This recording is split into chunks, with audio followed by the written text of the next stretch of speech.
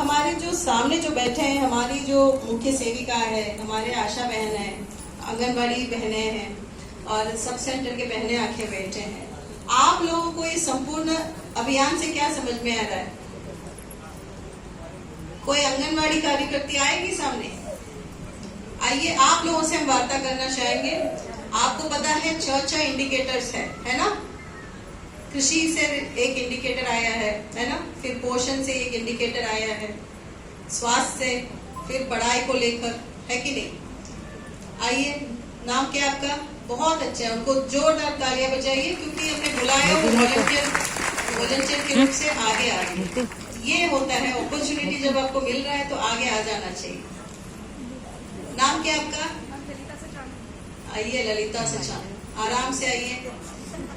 आपकी क्या जिम्मेदारी है वो आके आपके सारे बहनों को समझाइए।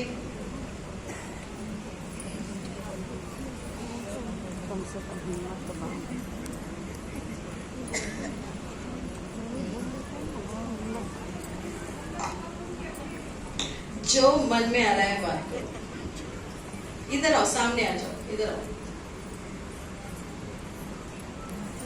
संपूर्णता अभियान के तहत आप मुझे समझ में ये बात आई कि जब हम पूरे भारत को, पूरे देश को विकसित करने के लिए सोच रहे हैं तो हमें जैसे किसान है, कैसे हम किसान को विकसित कर सकते हैं।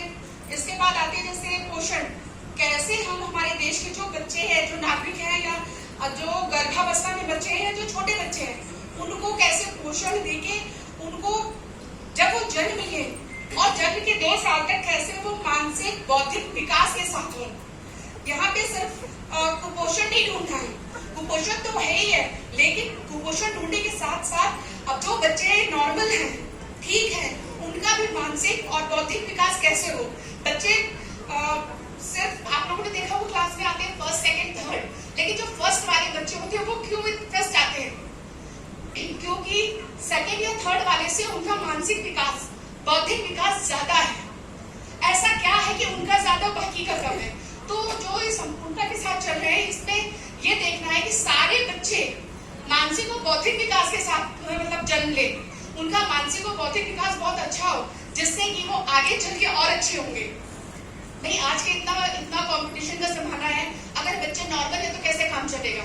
नॉर्मल नहीं, हमें उन्हें और विकास, मतलब जो उनका मेंटली वो विकास होता है वो बहुत अच्छा अगर होगा तो वो बहुत अच्छा पढ़ेंगे, लिखेंगे और आगे बढ़ेंगे। और इसी के साथ जैसे आंगनबाड़ी और आशा है, यहाँ पे आंगनबाड़ी और आशा दोनों को गर्भवती से मतलब है। गर्भवती कैसा पोषण लेगी, अपनी डाइट कैसे लेगी कि उसका जो बच्चा, मतलब जो जब तक वो 9 महीने में है, कैसे वो पूरे विकास के साथ मतलब पैदा हो, कोई कमी ना रहे उसके खान पान में, उसके सोचने में, उसके आप लोगों ने बहुत छोटी सी चीज है, ध्यान दिया होगा, कभी कभी क्या होता है कि किसी किसी के बच्चे बहुत कम रोते हैं, किसी के बहुत ज्यादा रोते हैं। कभी किसी ने माइंड किया है? क्या कभी किसी ने माइंड किया है कि किसी किसी के बच्चे बहुत शांत होते हैं, मतलब कम रोते हैं, किसी किसी के इतने चिड़चिड़े होते हैं, बहुत रोते हैं? ऐसा क्यों होता है? अच्छा, पिक्चरों में सबने ये तो देखा होगा ना कि कहते हैं कि जब माँ गर्भवती हो तो घर में अच्छे पोस्टर्स लगाने चाहिए, सुंदर लोगों के पोस्टर्स लगाने चाहिए ताकि हमारे बच्चे भी सुंदर हो। ठीक, तो जब पोस्टर और ये माँ का जो कनेक्शन है बच्चे तक का, तो जो ये कनेक्शन जो होता है, यही कनेक्शन बच्चे के रोने, खेलने और उनके मानसिक विकास सब जगह चलता है। आपको पता होना चाहिए कि जो माँ गर्भावस्था में 9 महीने चिड़चिड़ेपन के साथ रहती है या घर में मतलब उसे अच्छा माहौल नहीं मिलता, वो चिड़चिड़ी या गुस्से में रहती है, उसके बच्चे हमेशा रोने वाले पैदा होते हैं। पूछे क्यों? क्योंकि जब बॉडी में उसमें हार्मोन्स बनते हैं, जो माँ 9 महीने चिड़चिड़ी है, गुस्से में है, तो जो उसकी बॉडी में हार्मोन्स बन रहे हैं वो चिड़चिड़ेपन वाले बनेंगे और वही बच्चा लेगा।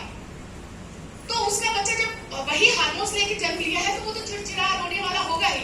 लेकिन जो माँ 9 महीने खुश रही है और अच्छी कहा जाता है अच्छी किताबें पढ़ो, तो मतलब उससे दिमाग शांत रहेगा, अच्छा रहेगा। तो जिस माँ ने वो सब किया है उसके उसी तरह के हार्मोन्स जनरेट हुए, खुशी वाले अच्छे वाले जनरेट हुए, वो बच्चे ने लिया। तो जब बच्चा पैदा हुआ है, दुनिया में आया, तो फिर वो क्यों चिड़चिड़ा होगा? तो ये बहुत छोटी छोटी चीजें हैं, लेकिन इनको भी आपके सामने रख के आपके साथ इनको साझा आयोग है, जो भी है, उन सब का चीजें है कि ये सब चीजें भी आप लोगों को समझनी है और अपने क्षेत्र में समझानी है कि कैसे हमें बच्चों को हमें कहते हैं मानसिक विकास होना चाहिए, तो क्या हो जाएगा मानसिक विकास? उसके लिए क्या करना है, कैसे करना है, जब ये चीजें हम समझेंगे और जब हम समझेंगे तब अपने क्षेत्र में समझाएंगे, तभी ये सब चीजें होंगी।